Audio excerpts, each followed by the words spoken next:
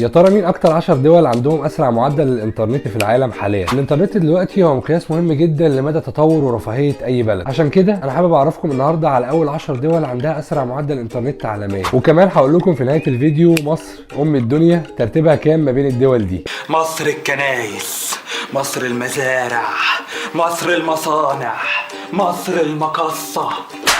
في المركز العاشر تيجي السويد، واللي بتحتل دايما المراكز الاولى عالميا في مؤشر جوده الحياه. سرعه الانترنت في السويد بتوصل ل 122 ميجا بت في الثانيه الواحده. اما بقى في المركز التاسع فتيجي الطواحين الهولنديه، وهولندا هي البلد الزراعيه الاكبر في العالم بعد اوروبا وامريكا، الوحش الاكبر في كل شيء تقريبا. سرعه الانترنت في هولندا بتوصل ل 123 ميجا بت في الثانيه الواحده. وفي المركز الثامن بقى تيجي دوله الفايكنج، وهي الدنمارك، المشهوره بصناعه افخم انواع الجبن والحلويات والمخبوزات. وسرعه الانترنت في الدنمارك بتوصل ل 129 ميجا بت في الثانيه الواحده. اما بقى في المركز السابع فتيجي جمهوريه التشيك، المشهوره بالمباني المعماريه الفريده من نوعها، وكمان صناعه اشهر العلامات التجاريه للبيره للاسف. سرعه الانترنت في التشيك بتوصل ل 131 ميجا بت في الثانيه الواحده. وفي المركز السادس بقى تيجي سويسرا، عاصمه البنوك والخدمات الماليه، واللي بتشتهر بصناعه افخم واغلى انواع الساعات في العالم. على سبيل المثال للحصر ساعات رولكس واوميجا المشهوره جدا عالميا. وسرعه الانترنت في سويسرا بتوصل ل 137 ميجا بت في الثانيه الواحده. اما بقى في المركز الخامس فتيجي رومانيا، واللي بتشتهر باحتوائها على الاقدم واعرق الكنائس في اوروبا، وكمان اقدم واهم المعالم التاريخيه والقلاع اللي موجوده في اوروبا من العصور القديمه. وسرعه الانترنت في رومانيا بتوصل ل 139 ميجا بت في الثانيه الواحده. وفي المركز الرابع بقى تيجي الصين، متمثله في مدينه هونج كونج، وهي المدينه الصناعيه الاشهر والاهم هناك، واللي موجود فيها ميناء هونج كونج الشهير جدا، واللي يعتبر واحد من اكبر موانئ التجاره الحره في العالم. وسرعه الانترنت في هونج كونج بتوصل ل 147 ميجا بت في الثانيه الواحده. اما بقى في المركز الثالث فتيجي سنغافوره، واحده تعتبر من اقوى دول النمور الاسيويه، وكمان من اهم واقوى الاقتصادات الناميه في العالم على مدار اخر 20 سنه. وسرعه الانترنت هناك بتوصل ل 153 ميجا بت في الثانيه الواحده. في المركز الثاني بقى تيجي دوله لوكسمبورغ، الدوله الجميله الصغيره الرايقه، واللي برضو اخذت المركز الاول معانا واحنا بنتكلم على اعلى دول في معدلات الدخل عالميا. وبالمناسبه عدد سكان لوكسمبورغ 600,000 نسمه بس، يعني اقل من عدد سكان حي محرم بيه اللي انا اتولدت فيه. احلى تحيه لاهل محرم بيه. وسرعه الانترنت هناك بتوصل ل 156 ميجا بت في الثانيه الواحده. اما بقى في المركز الاول فتيجي موناكو، واللي تعتبر طفل صغير واقع من الدوله الام فرنسا، ومساحه موناكو صغيره بشكل لا يصدق، 2 كيلو متر مربع بس. وسرعه الانترنت هناك بتوصل ل 187 ميجا بت في الثانيه الواحده. والبيانات دي طبقا لموقع سبيد تيست التابع لشركه اوكلا، واللي بتنشر تقارير كل سنه عن سرعه الانترنت في جميع انحاء العالم. انا تقريبا كده نسيت حاجه؟ لا طبعا ما نسيتش، انا لا يمكن انسى مصر يا صاحبي. مصر اللي لحم كتافي من خيرها،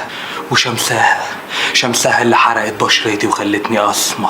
مصر ام الدنيا بتحتل رقم 132 عالميا من اصل 176 دوله في العالم، وسرعه الانترنت بتوصل فيها ل 30 ميجا بت في الثانيه الواحده للتحميل، و17 ميجا بت بحالهم في الرفع او الابلود. اعمار يا مصر. واللي حابب اقوله هنا ان متوسط سرعه الانترنت عالميا هو 68 ميجا بت في الثانيه الواحده، و33 ميجا بت في الثانيه الواحده للرفع او الابلود. بحبك يا بلدي. فيديو النهارده خلص، اتمنى الفيديو يعجبكم، ولو عجبك الفيديو اتمنى تدعمني بمتابعه ولايك وشير، وشكرا ليكم. سلام.